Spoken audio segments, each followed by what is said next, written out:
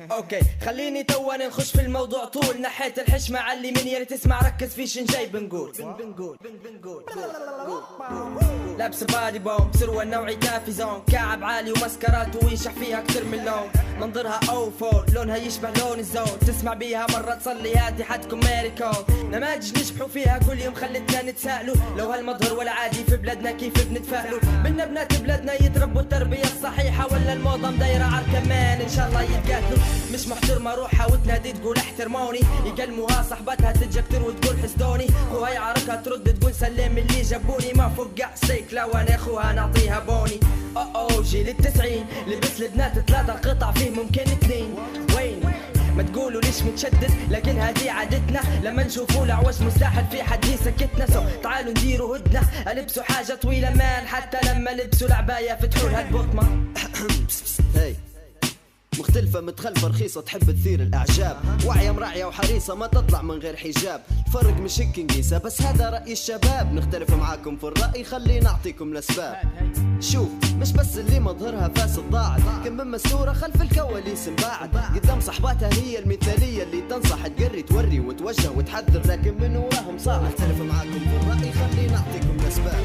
عقل انجلينا جولي بس عباية ستر جسمها، كم من شاب عرفاتها كذبت لما قالت اسمها. فهمني كيف بنات يكتبوا يلعبوا ويديروا ما يبوا، بعدين كل وحدة تدعي ربي يجيب قسمها. فاضيات وقتهم للحب عاطيات، راضيات بنات عالزواج عابيات. زواج من شخص يمثل انه يحب يخاف ويهتم، عايشها الوهم مصدقة انها تكون لأولادها ام. كم قبلك بنية نية ذاقت سم، اضحك العب عليها بدل دموع بكاها دم. اختي الاهم مالي هي لمبوك يكلم يجيب خاتم يودي حوشة وقت يتم.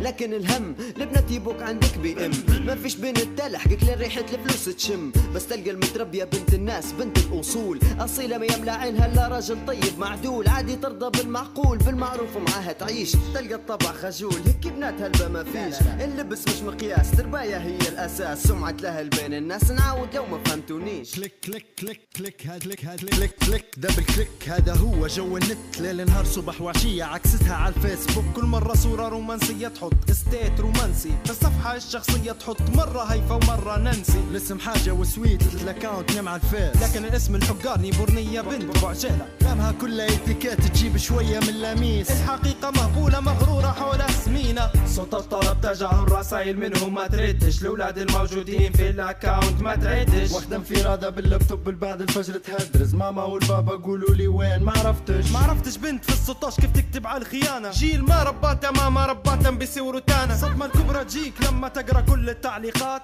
تقول لك التجارب سر نجاح العلاقات. هي طول اليوم تفتلك وزي ما قلت لك كل همها تقر صاحبتها باش تكون فانتاستيك، تشبح لك وتضحك لك، لبسها طول يشدك. اختي انا ما قلتش عيب انك تكوني مهتمة بشكلك، لكن في المعقول مش نفس اللبس اللي نشوفه فيه في الايامات هذه. غير اول ثاني شب يقول كلمة حق نقولها، كل الناس يشاهدونها. الانفلات اللي صاير لنا ما في حد يوريها حدودها.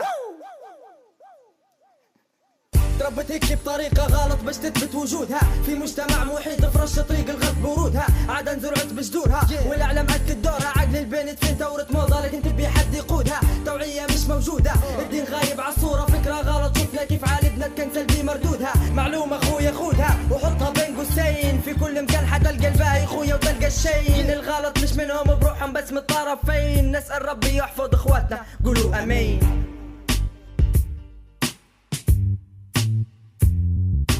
هذه هي آخر النتائج التي توصلت إليها مجموعة ليبيان كرو في تحليلها الذي أجرته على عينة من الشابات الليبيات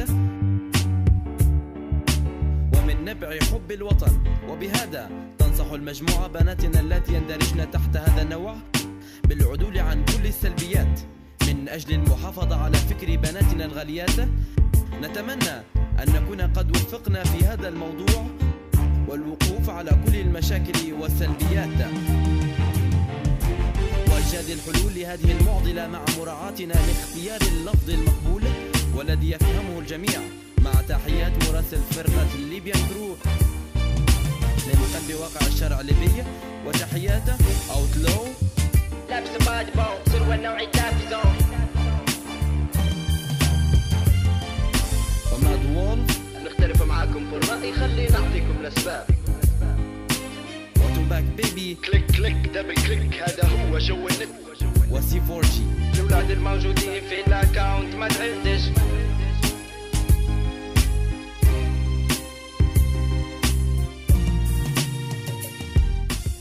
إلى اللقاء.